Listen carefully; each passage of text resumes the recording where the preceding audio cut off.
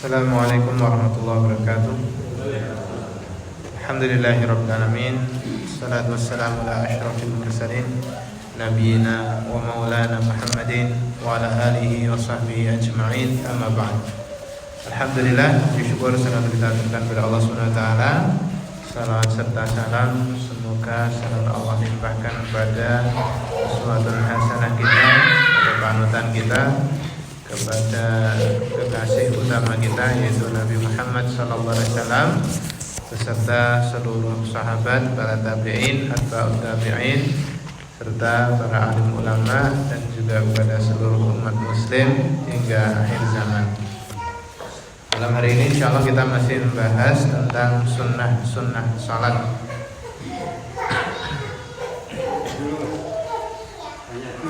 Okay. Masih kaitannya dengan ini tapi kita harus yang kedua Al-Tabut ayat 20 ayat 45 Udlu ma'ukiya ilaika minal kitab sing mau saya tanyakan sing seumumnya itu biasanya membaca itu biasanya ini kan Udlu juga artinya baca.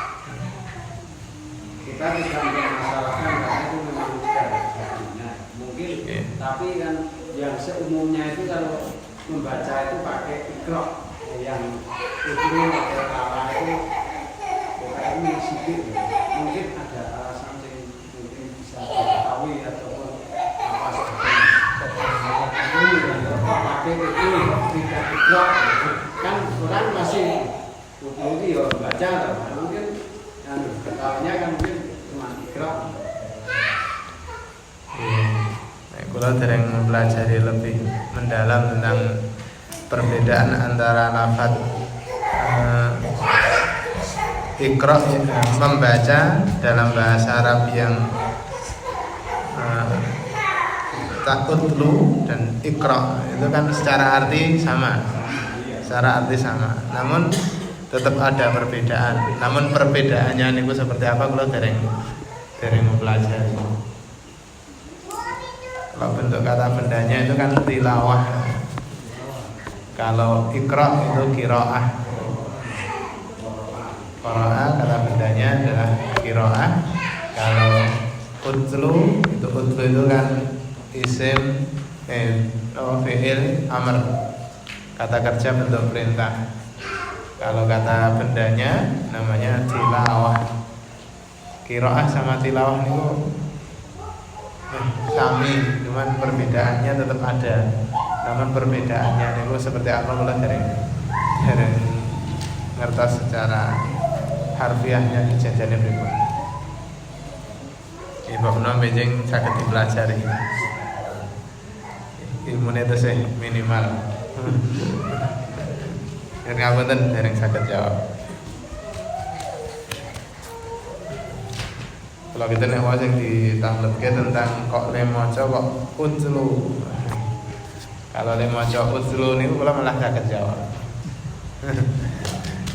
Utlu niku kan alif ini jajane nek tenggen Quran yang napa? Osmani. Niku alifnya itu enggak ada harokatnya. Tengene Quran sing Osmani itu mboten enten harokate alifnya.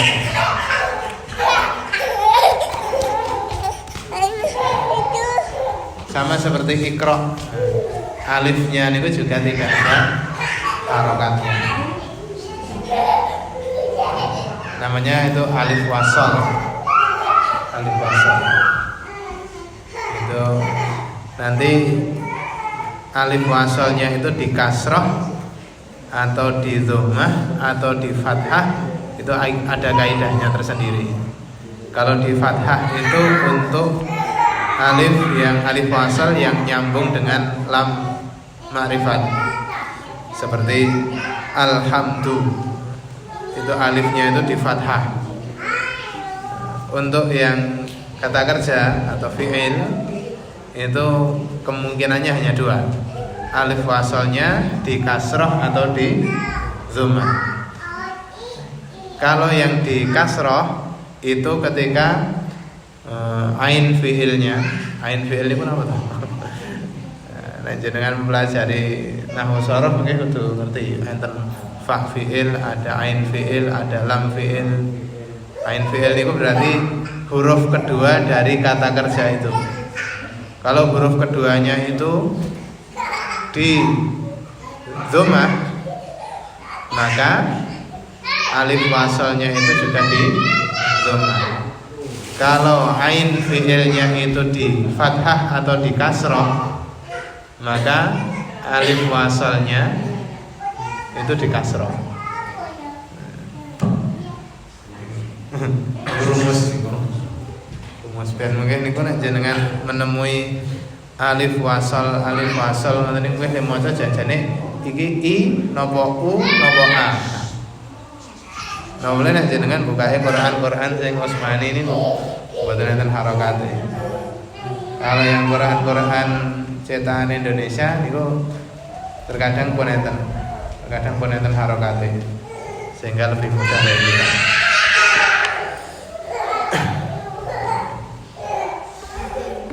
Waktu kajian ini memang spesial nih.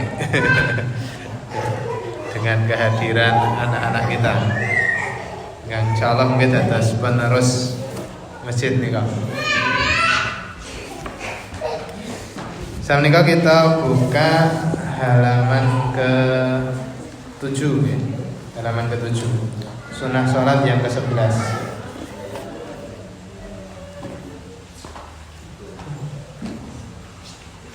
Kang dereng gadah pinten. Rung tuwe Mas. Sampeyan rung tuwe apa kacar? Masa ora tau mangkat Mas. Iki lek gawes ping mungkin ya Mas. Lek ngaji ping 3 apa ping 4. Bismillahirrahmanirrahim. Yang sekarang kita bahas yang pertama adalah doa pada tasyahud akhir. Ini juga termasuk di antara sunnah sholat. Ampun keliru pemahaman gitu. Yang dimaksud itu adalah doa sebelum salam, setelah tasyahud ini, setelah sholawat. Yang ke-11 ini yang dimaksud doa pada saat tasyahud akhir adalah doa setelah sholawat sebelum salam. Ini juga termasuk di antara sunnah sholat.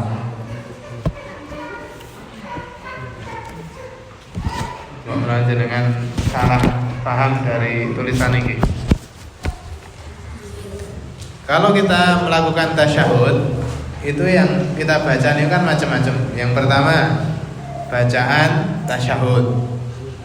Yang kedua bacaan sholawat. Yang ketiga bacaan apa? Doa. Bacaan doa. Jadi ketika kita tasyahud niku yang dibaca niku 3 macam. 1 bacaan tasyahud at-tahiyatu lillah wassalawatu at-thayyibat diakhiri dengan syahadat niku. Asyhadu an la ilaha illallah wa asyhadu anna Muhammadar abduhu wa rasuluh. Kemudian yang kedua bacaan sholawat. Yang ketiga bacaan doa. Dan di antara 3 niki hukumnya ada yang berbeda. Kalau bacaan tasyahud dan sholawat niku masukin apa? Rukun sholat. Masuknya rukun sholat. Yang masuk wajib sholat niku apa? Kemarin itu tasyahud awal. Tasyahud awal niku wajib sholat. Tasyahud awal niku masuknya wajib sholat. Kalau bacaan tasyahudnya sama sholawatnya itu masuknya di rukun sholat.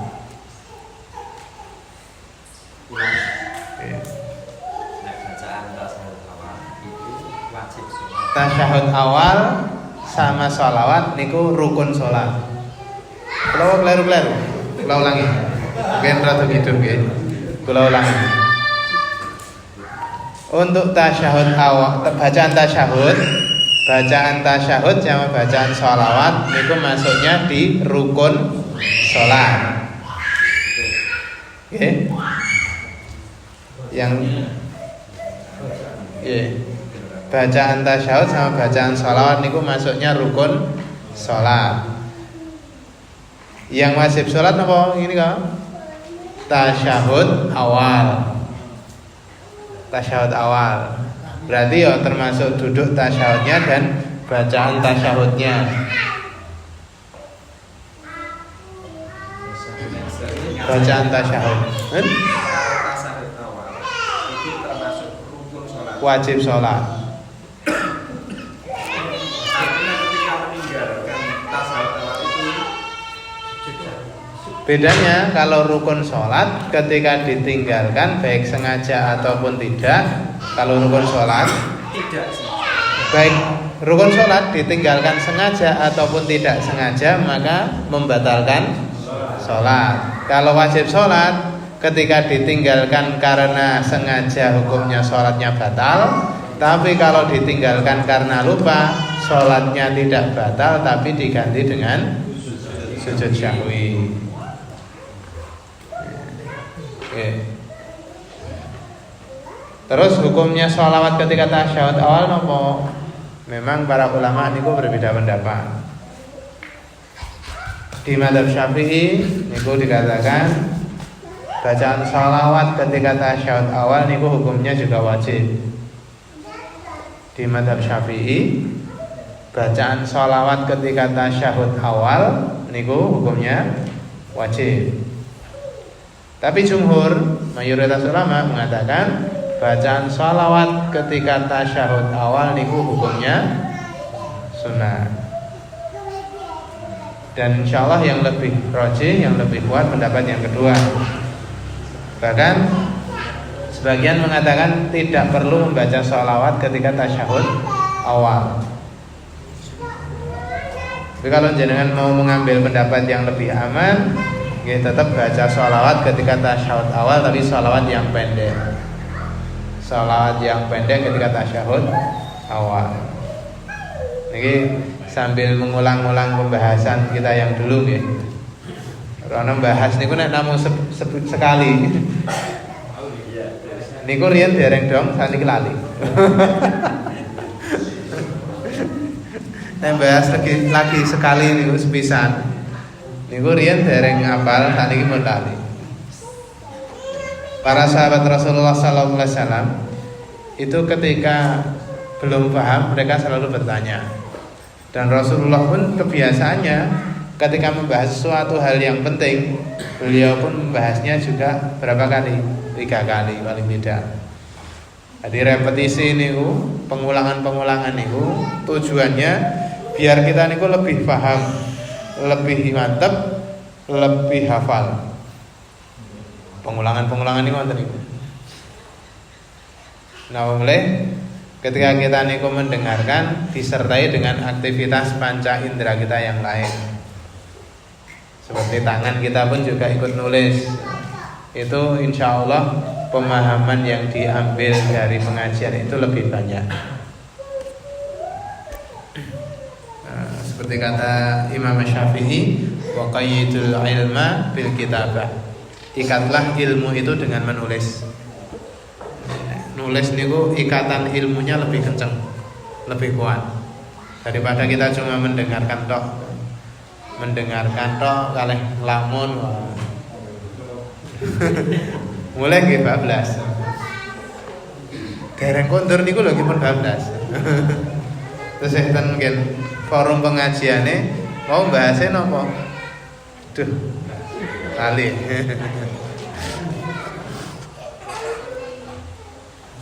Kembali ke pembahasan kita, yaitu tentang doa pada saat tasyahud akhir. Maksudnya doa setelah tasyahud dan sholawat sebelum salam. Doa setelah tasyahud dan sholawat sebelum salam. Disunahkan bagi orang yang melakukan sholat untuk berdoa sekehendaknya, bimasya'a, setelah tasyahud akhir. Dan ini didasarkan pada sabda Rasulullah sallallahu alaihi wasallam di dalam hadis di hadis sahih Muslim. Rasulullah mengatakan, "Idza qa'ada ahadukum fis shalah," ketika salah satu kalian duduk di dalam salat, duduk tasyahud, falyakul at-tahiyatu lillah, maka bacalah at-tahiyatu lillah wassalawatu wathayyibat, assalamu alayka ayyuhan nabiyyu wa rahmatullahi wa barakatuh, assalamu alayna wa ala ibadillahis salihin. Fa idza qalaha, ketika dia telah mengatakan bacaan itu, asabat kulla abadin lillahi salihin fis samai wal ard. Ketika dia membaca doa tersebut, maka doa itu sudah terkena untuk semua hamba Allah yang solih, baik di langit maupun di bumi. Asyhadu an la ilaha illallah wa asyhadu anna Muhammadan abduhu wa rasuluh. Kelanjutannya, summa yatakhayyaru minal mas'alati ma syaa. Kemudian hendaklah dia memilih dari permintaan-permintaan yang dia kehendaki. Berarti memang ada anjuran dari Rasulullah SAW membaca doa terserah kita ketika sedang tasyahud akhir sebelum salam. Dan doa-doa yang dianjurkan itu adalah doa dengan bahasa Arab. Doa dengan bahasa Arab. Kecuali kalau memang benar-benar tidak mampu. Kecuali memang benar-benar hafalan doa bahasa Arab sama sekali, nah niku diperbolehkan. Ning nggih kebangetan nek kaya ade niku mboten enten hafalan doa bahasa Arab blas niku. Mosok mung sekelas Rabbana atina mboten hafal.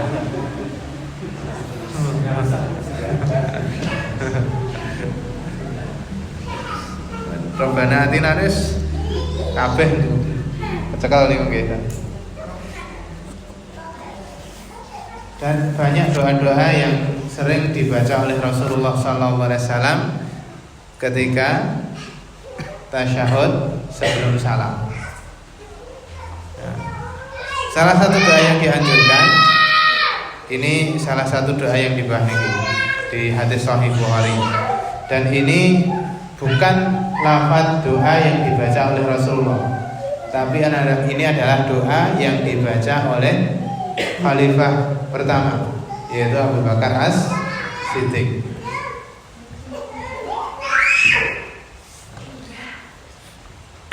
Doanya seperti ini: Allahumma inni zalamtu nafsi zulman katsiran wa la yaghfiru dzunuba illa anta. Ya Allah, aku telah menganiaya diriku dengan penganiayaan yang sangat banyak.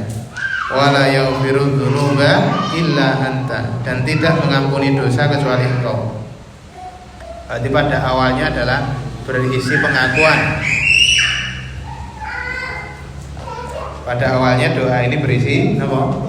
Pengakuan. Karena doa kemarin sudah kita jelaskan, doa ada dua. Doa niku ada doa yang sifatnya niku pengakuan, ada doa yang sifatnya niku permohonan, permintaan. Nah, niki doa niki diawali dengan pengakuan dulu, baru setelahnya ada permintaan. Faghfirli maghfiratan min 'indik, maka ampunilah aku dengan ampunan dari sisimu. Warhamni innaka antal ghafurur rahim, dan sayangilah aku karena sesungguhnya Engkau Maha Pemaaf lagi Maha Penyayang. Ini di hadis Sahih Bukhari. Sebenarnya banyak doa-doa yang dianjurkan, yang diajarkan juga oleh Rasulullah SAW. Seperti ada doa perlindungan. Di dalam hadis Sahih Muslim, Rasulullah mengatakan, "Idza faragha ahadukum minat tasyahhudil akhir falyata'awwad billahi min arba." Ketika salah satu kalian selesai dari bacaan tasyahud akhir, maka mintalah perlindungan pada Allah dari 4 hal. Nah, mungkin insyaallah kula share teng grup niki. Doane niku seperti apa? Doanya seperti ini. Allahumma inni a'udzubika min adzabi jahannam. Mungkin dikondisikan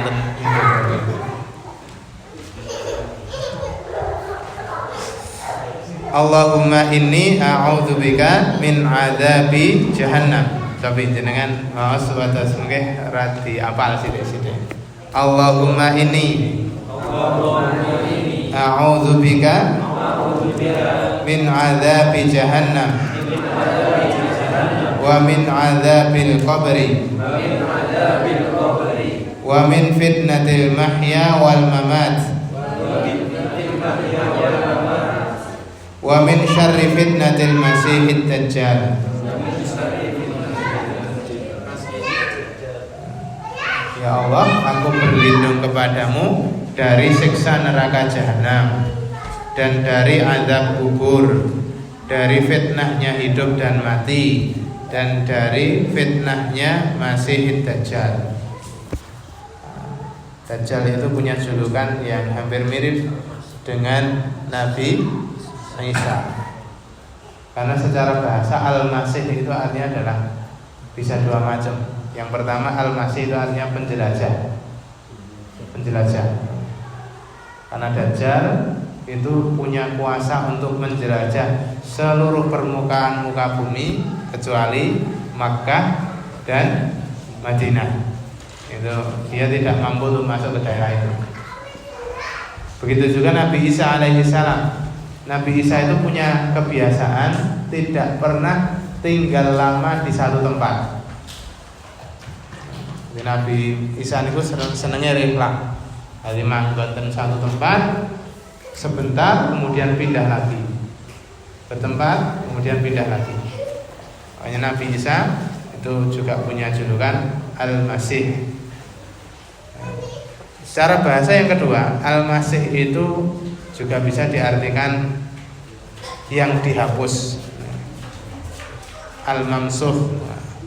Al-Masih maksudnya Al-Mamsuh, yang dihapus. Karena kata Rasulullah, bi annahu yumsahu ainuhul yumna. Matanya Dajjal yang sebelah kiri itu dihapus, dia buta matanya yang sebelah kanan. Sifat fisiknya Dajjal.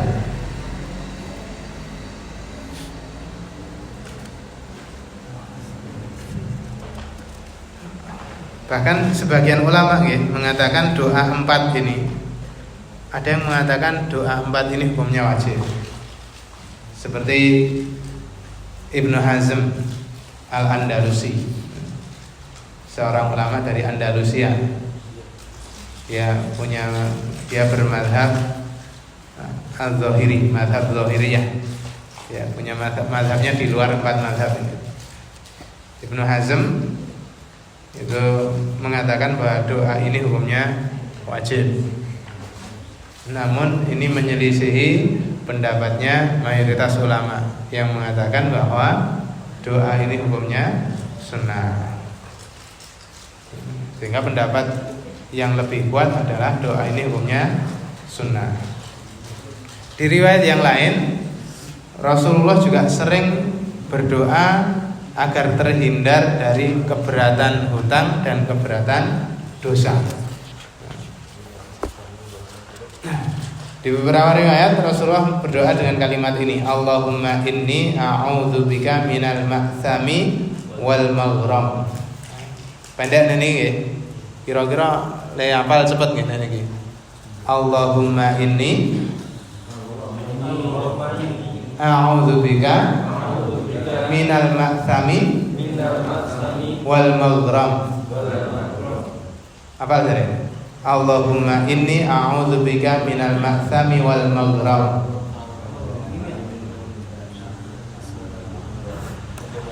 Allahumma inni a'udzubika minal ma'thami wal maghram. Wal maghram gharima khair rahmim wal maghram, yang artinya, ya Allah, aku berlindung kepadamu dari keberatan dosa dan keberatan hutang. Doa ini termasuk doa yang sering sekali dibaca oleh Rasulullah SAW, sehingga Rasulullah itu sampai benar-benar ditanyai sama istrinya, yaitu Ibu Aisyah radhiyallahu anha, wahai Rasulullah, betapa seringnya engkau berdoa dari beratnya hutang. Kok jenengan itu kok kaya wedi banget kok kabotan hutang. Kemudian Rasulullah menjawab, innar rajula idza gharima haddatsa fakadzaba wa wa'ada fa akhlafa. Karena hutang itu termasuk sesuatu yang sangat besar resikonya. Ketika seseorang itu berhutang, haddatsa fakadzaba, ketika dia bercerita maka dia akan berdusta. Wah, lagi ra duwe, padahal duwe. Pas ketemu kalian sing ajeng nagih, wah aku ra duwe, durung ditekoni niku. Wis lak ngapusini sih. Wah, ra duwe. Sepurane ya. Ketika dia bercerita, dia akan berdusta. Wa idza wa'ada fa akhlafa. Ketika dia berjanji, dia pun juga akan mengingkarinya. Ini karakter yang muncul ketika seseorang itu keberatan hutang. Maka Rasulullah sangat sering berdoa dari beratnya hutang. Jadi kita berarti juga dapat pembelajaran. Kita boleh berhutang niku, hukumnya boleh. Ketika kita punya kemampuan untuk membayarnya. Tapi ketika kita tidak punya kemampuan untuk membayarnya, maka berhutang niku hukumnya tidak boleh. Berhutang itu hukumnya tidak boleh. Bahkan di dalam satu ayat dikatakan, janganlah kalian meneror diri kalian sendiri, yaitu ketika dia berhutang. Jadi kan hutang ketika dia memang tidak punya kemampuan untuk membayar, niku padha karo membuat teror pada dirinya sendiri. Dan itu sudah menjadi ketentuan yang pasti. Wong niku nek kokan utang, nggih, karakter-karakter itu sering sekali muncul. Nek ngomong akeh le ngapusi, nek janji akeh le nulayani.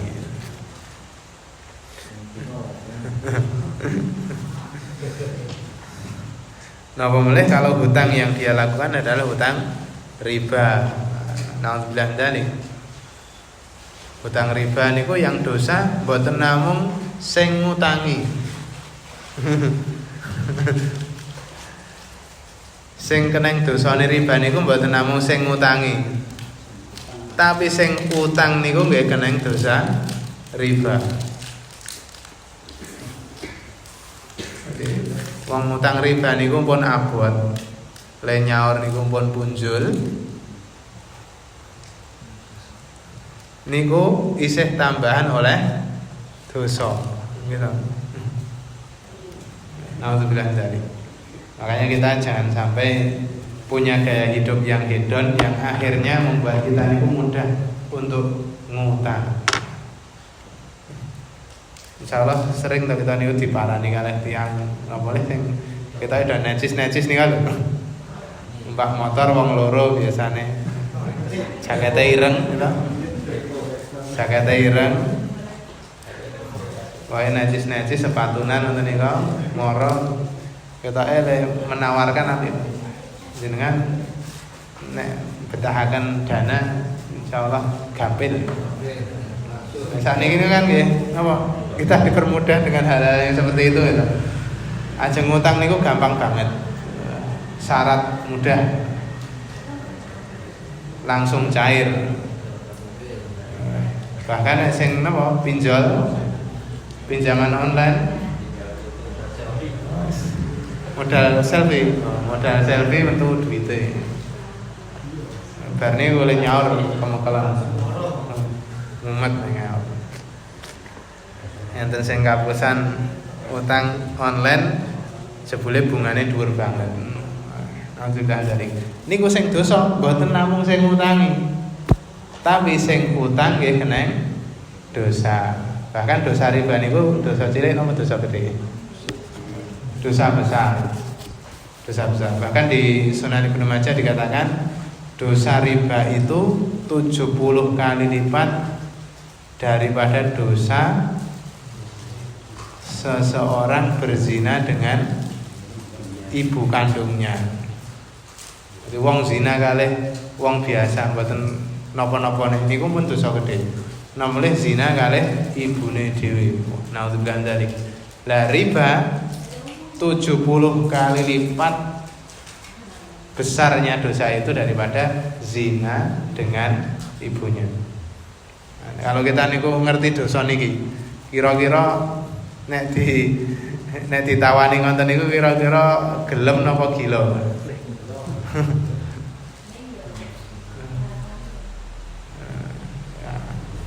Terus ketika kita memang melakukan itu warahmatullahi wasi'ah. Rahmatnya Allah itu sangat luas. Kalau kita mau bertobat, maka Allah pasti mengampuni. Mengampuni betul kok terus begitu diweden-wedeni ngoten, wah, untung aku. Pas esok berarti ra bakalan diapura iki. Bukan. Ketika kita punya dosa yang sangat besar, ketika kita punya kemauan untuk bertaubat, maka sebesar apapun dosa itu pasti Allah memaafkan. Kullu bani Adam khata'un. Setiap anak Adam itu pasti banyak salahnya. Wa khairul khata'in at-tawwabin. At-tawwabun. Sebaik-baiknya orang yang punya kesalahan adalah yang mau bertaubat. Sebesar apapun dosa, selama kita mau bertobat, mesti diapura kalian Gusti Allah. Jadi, kita wajib punya rasa takut kepada Allah, tapi jangan mudah putus asa dari rahmatnya Allah. Wah, kaya aku ini gitu, soalnya wis kokean wis jaluk ngapura ning Gusti Allah, ketoke wis ora bakalan diapura sisan ke wae. Ah niku jenenge wong lalu niku. Niku jenenge nglalu. Doa yang kedua, doa yang ketiga yang ditulis di beberapa riwayat. Kemudian di riwayat yang lain Rasulullah pun juga mengajarkan doa ini. Ini insyaallah jenengan kathah sering lemirang niki. Allahumma inni ala dzikrika wa syukrika wa husni ibadatik. Sering mirang nggih doa niki? Allahumma inni ala dzikrika wa syukrika wa husni ibadatik. Ini juga doa yang sering diajarkan oleh Rasulullah, yang dianjurkan juga dibaca ketika sebelum salam. Ya Allah, tolonglah aku untuk bisa mengingatmu. Tolonglah aku untuk bisa mengingatmu. Wa syukrika, dan tolonglah aku agar bisa bersyukur kepadamu. Wa husni ibadatik, dan tolonglah aku untuk bisa baik di dalam beribadah kepadamu. Jadi kita saged zikir, kita saged ibadah, kita saged bersyukur niku mboten semata-mata karena kita niku pengen. Terkadang kita niku pengen ibadah, tapi ternyata Allah memberi halangan-halangan macam-macam. Nyatane mboten saged. Wah, guys, niat tenan iki sesuk. Ketoke pokoke sesuk kudu ngaji. Kok kira kurang 5 menit ngoten niku, ajeng mangkat ngaji, ngerti-ngerti enten tamu teko. Nggih, berarti mboten sida ngaji gitu. Wah. Pokoke sesuk rapat. Wah, ngerti-ngerti enten pesanan dadak. Ora sida rapat. Nggih, Mas. Nah, niku terkadang kita punya keinginan, tapi ternyata Allah tidak memberi izin. Berarti kita memang punya kewajiban untuk minta tolong kepada Allah untuk mengerjakan apapun yang kita kehendaki. Allahumma a'inni ala dzikrika wa syukrika wa husni ibadatik. Hanya ini sejalan dengan salah satu kalimat zikir yang diajarkan oleh Nabi Ibrahim alaihi salam kepada Nabi Muhammad sallallahu alaihi wasallam ketika Isra Mi'raj.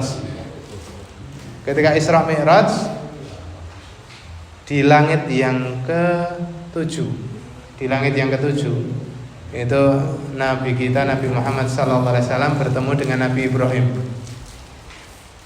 Nabi Muhammad bertemu dengan Nabi Ibrahim di langit yang ke-7. Dan ketika pertemuan tersebut Nabi Ibrahim memberi nasihat yang luar biasa kepada juniornya yaitu Nabi Muhammad, mur ummataka fal yukthir min ghurasil jannah. Wahai Muhammad, perintahlah umatmu untuk memperbanyak taman-taman surga. Kon memperbanyak taman-taman surga. Kemudian Rasulullah bertanya, wa ma ghurasul jannah? Yang dimaksud taman-taman surga niku napa to? Bapak ini Nabi Ibrahim termasuk bapak moyangnya Nabi Muhammad gitu. Dari jalur sinten Ismail. Kemudian Nabi Ibrahim menjawab, yang dimaksud taman-taman surga adalah kalimat la haula wala quwwata illa billah. Tidak ada upadaya dan tidak ada kekuatan kecuali dengan pertolongannya Allah. Jadi kalau kita mau melakukan sesuatu itu kita bisa berhasil, ya berarti ada campur tangan dari Allah. Ampun ngantos sak dene niku merasa sombong. Aku ya nek ora aku ya ora iso iki. Iki nek aku ora mangkat mesti ngajine prei.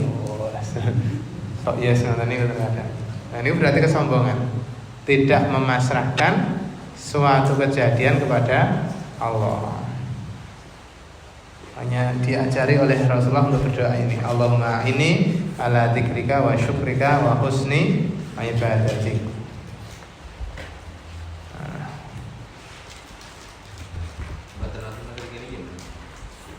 Kesupen mboten kula tulis.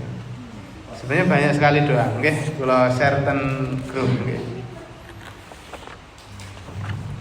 Namun intinya kita berdoa dengan apapun itu boleh. Sesuai dengan kalimat hadis yang kita baca tadi, tsumma yatakhayyaru minal mas'alati ma syaa. Kemudian silahkan dia memilih berdoa apa saja yang dia inginkan.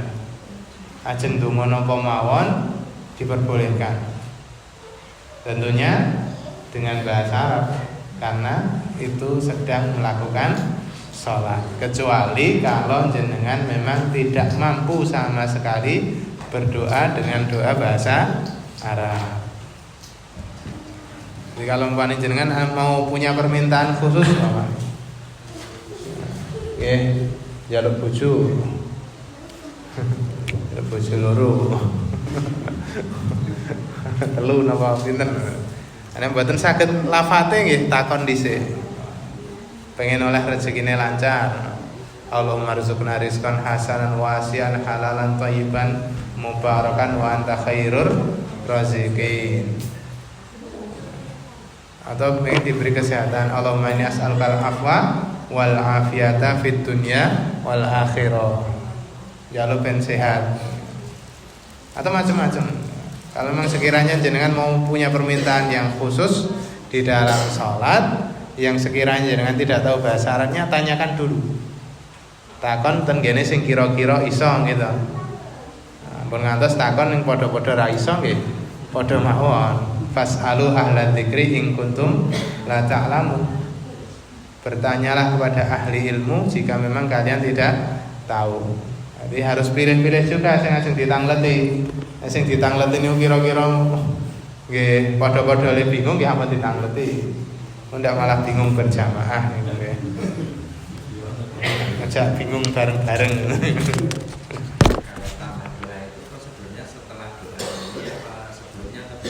Bebas.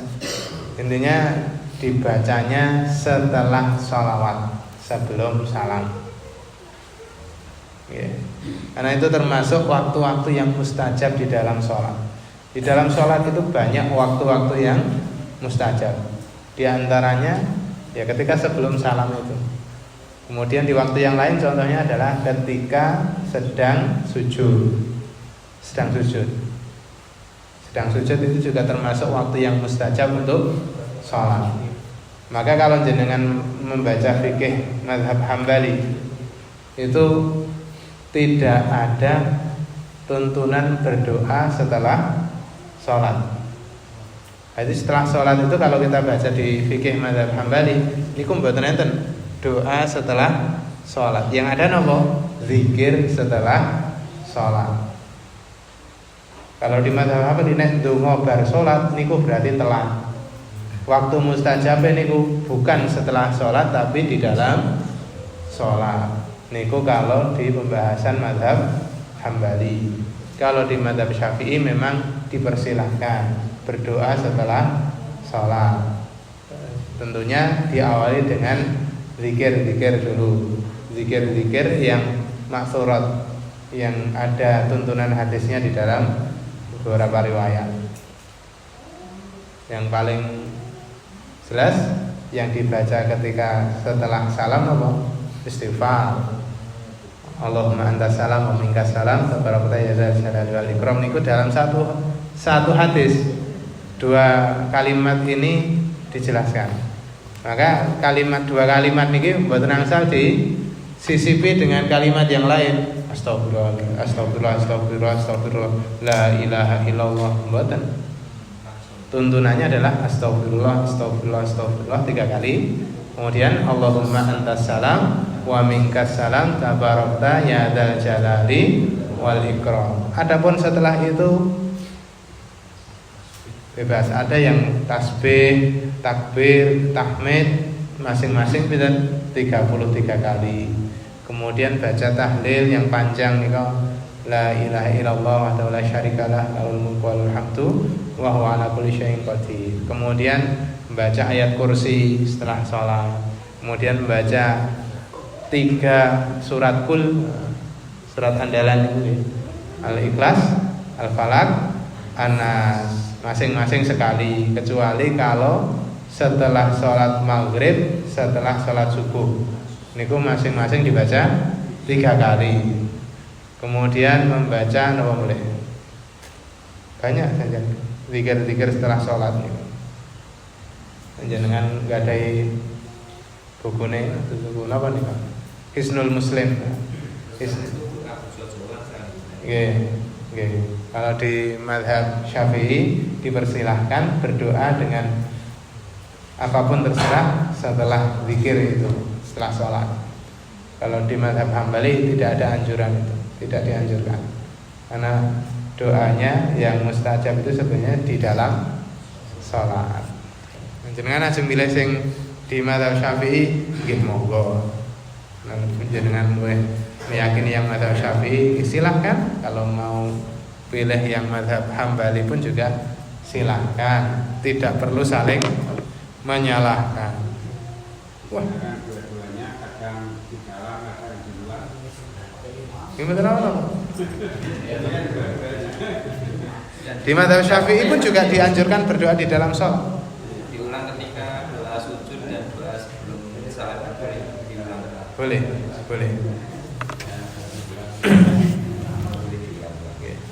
Kalau kula pribadi lebih memilih untuk masalah ini lebih ke mazhab Hambali.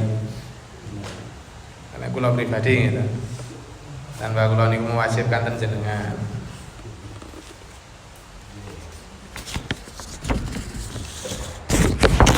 Lajeng yang ke-12. Oke, kita lanjutkan sunnah sholat yang ke-12, yaitu salam yang kedua.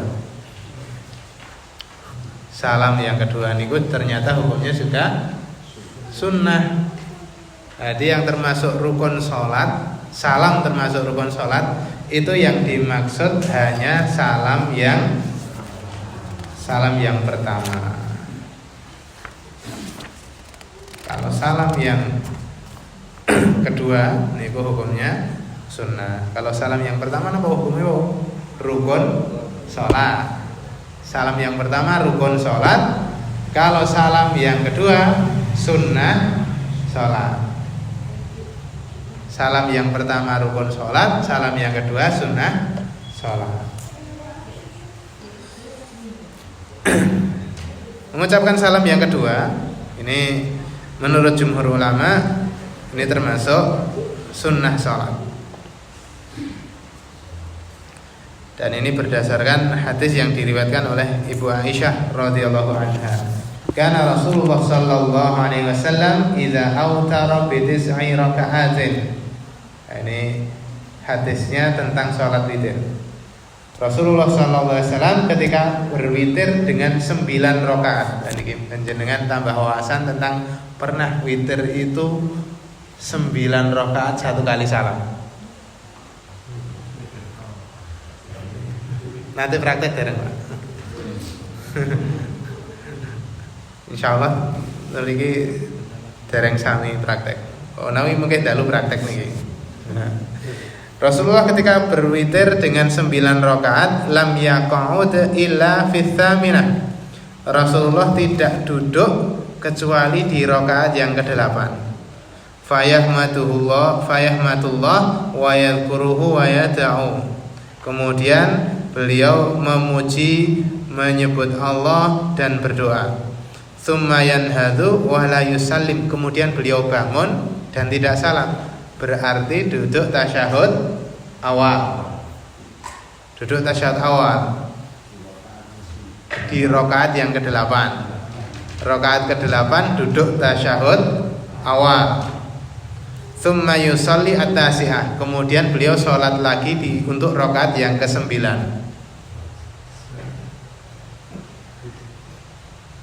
Yang tidak pernah praktek ini seolah-olah sholat aneh.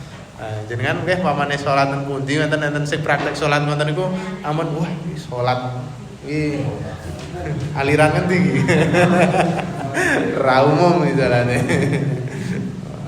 Ya terkadang kita saja yang belum tahu ilmunya. Kemudian sholat lagi untuk rakaat yang ke-9. Fayat jalisu fayadhkurullah azza wa jalla wa yad'u tsumma yusallimu taslimatan yusmi'una. Kemudian beliau duduk setelah rakaat ke-9 itu, kemudian berzikir dan berdoa. Maksudnya membaca bacaan tasyahud. Tsumma yusallimu taslimatan yusmi'una. Kemudian salam sekali, yang salam itu beliau perdengarkan kepada kami. Berarti salam ini dengan jahar, agak dikeraskan. Salamnya hanya sekali. Ini di dalam hadis ini dijelaskan benar, ditekankan bahwa salamnya Rasulullah itu hanya sekali. Kalau salam rukun sholat yang bagian salam itu termasuk salam yang kedua, meskipun itu sholat sunnah, maka harus dikerjakan dua-duanya, salam pertama dan kedua. Tapi karena yang pertama itu hukumnya rukun, sedangkan yang kedua hukumnya sunnah, Nabi pernah tidak mengerjakan yang sunnah dalam rangka memberikan itu hukumnya tidak wajib, bukan rukun. Jadi bukan kok Nabi niku meninggalkan niku menyepelekan sunnah niku mboten, tapi dalam rangka pembelajaran kepada umat.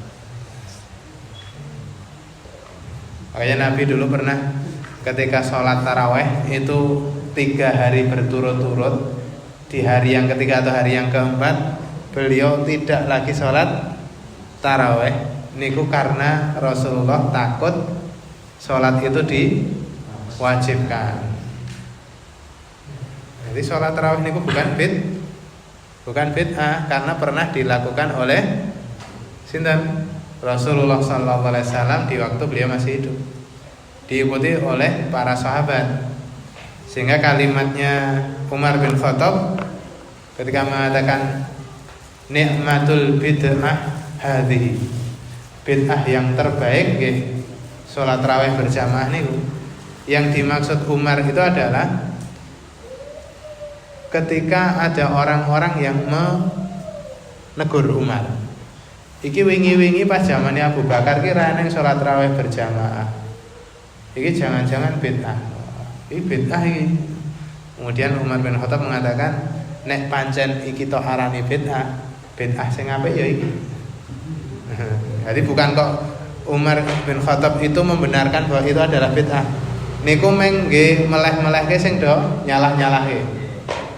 Seperti kata-katanya Umar ketika dulu pernah di apa nih? Dikatakan bahwa orang-orang Syiah itu adalah orang yang paling cinta Rasulullah. Sehingga dia mengatakan nek pancen Syiah niku sing paling cinta Rasulullah, aku ya wong Syiah. Berarti kalimat itu bukan kok mengatakan aku ki ya Syiah, niku bukan. Tapi kalimatnya namun nggih melehke yang memberi pernyataan. Nek pancen sing paling tresno karo Nabi niku wong Syiah, aku ki ya wong Syiah. Karena aku ki sing paling tresno karo Nabi. Jadi kalimat tentang napa? Bid'ah salat tarawih niku bukan kalimat yang sebenarnya. Itu hanya bid'ah secara bahasa. Secara bahasa mawon, bukan secara istilah. Kembali dengan hadis niki. Tsumma yusalli rak'ataini wa huwa jalisun. Kemudian beliau salat lagi 2 rakaat dalam posisi duduk.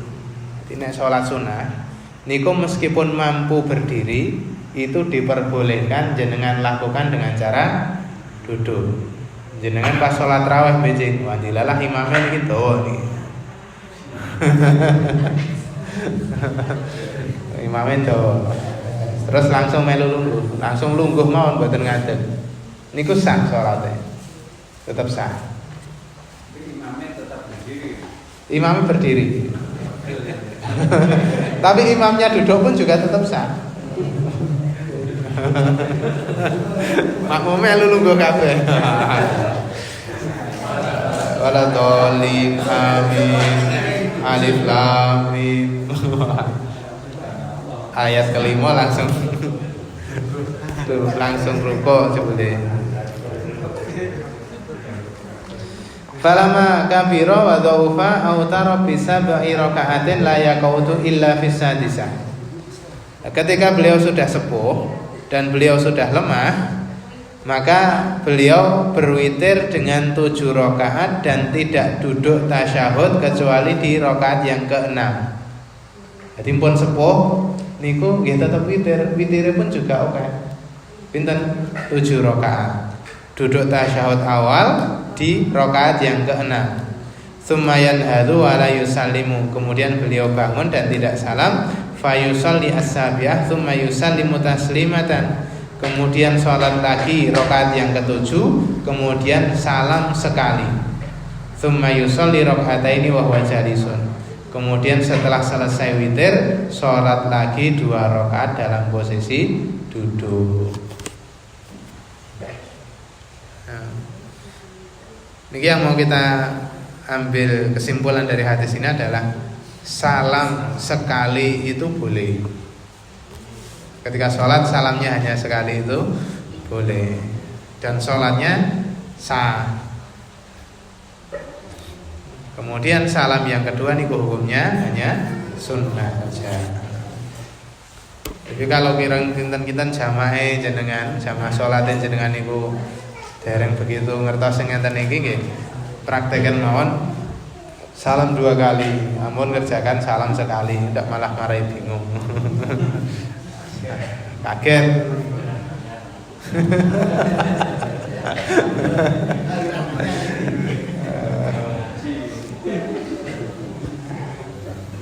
Wah, aliran nanti iki imam kau ndi ta iki. Aneh-aneh.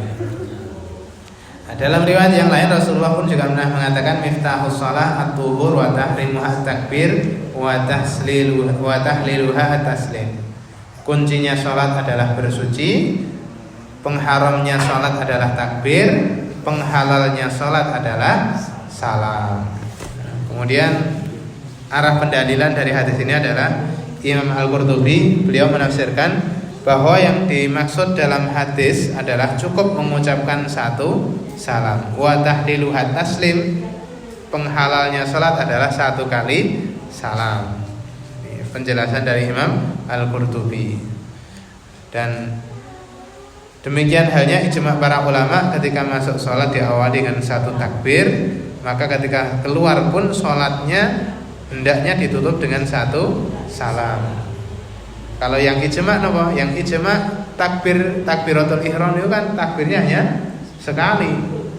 Nah, maka kalau menurut Imam Al-Qurtubi, kalau kita ambil hukum secara sejajar, kalau takbir itu hanya sekali, salam pun juga yang rukun hanya sekali. Adapun menurut Hanabilah dan salah satu pendapat dari Malikiyah, ucapan salam yang kedua ini hukumnya wajib berdasarkan hadis yang diriwayatkan oleh Jabir bin Samurah. Beliau mengatakan bahwa Rasulullah SAW mengatakan, innama yakfi ahadukum ayyadu ayatahu ala fahidhihi. Sesungguhnya mencukupi pada salah satu kalian jika dia meletakkan tangannya di atas pahanya. Jadi ketika salam niku tangannya mboten sah diketawi kanan, ketawi kiri mboten sah. Cukup tangannya diletakkan di atas paha, tsumma yusallimu ala akhihi man ala yaminihi wa shimalihi. Kemudian dia mengucapkan salam kepada saudaranya, yaitu orang-orang yang di sebelah kanannya dan orang-orang yang di sebelah kirinya. Niki pendalilan yang diambil oleh mazhab Hambali dan sebagian mazhab Maliki, bahwa salam yang kedua pun juga hukumnya wajib. Namun pendapat yang lebih kuat adalah salam yang kedua niku hukumnya sunnah. Memang kula sengaja mengetengahkan perbedaan-perbedaan pendapat di kalangan para ulama sebatas kita niku punya hati yang longgar. Nek enten perbedaan di kalangan umat muslim niku jangan dijadikan sebagai bahan perpecahan. Hendaklah kita niku toleran dengan perbedaan pendapat di antara para ulama yang dipraktekkan oleh umat-umat Islam yang mungkin berbeda dengan yang kita lakukan. Enten sing salat subuh ngagem kunut, nggih pun monggo. Selama memang ada dalilnya monggo. Jadi hal-hal yang berbeda selama itu ada dalilnya, ada dasarnya, maka silahkan untuk dikerjakan. Kecuali kalau memang ada perbedaan, namun perbedaan itu munculnya baru belakangan. Riyen mboten enten. Pendapatnya para ulama niku mboten enten sama sekali. 4 mazhab tidak ada yang mengetengahkan pendapat itu. Lah kok ngerti enten ulama masa gini punya pendapat yang berbeda dengan para ulama di masa-masa yang lampau. Nah, nek perbedaan sing ngoten niku baru kita napa? Kita tolak. Dan menolaknya pun juga dengan cara-cara yang baik, yang halus. Insyaallah sementara mengatakan yang saya aturaken mugi-mugi damel manfaat kagem kula lan panjenengan sedaya. Kadang kesalahan kadah kurang kula nyuwun pamunten. Kita tutup kanthi doa kafaratul majlis. Subhanakallahumma wa bihamdika asyhadu an la ilaha illa anta astaghfiruka wa atubu ilaik. Assalamualaikum warahmatullahi wabarakatuh.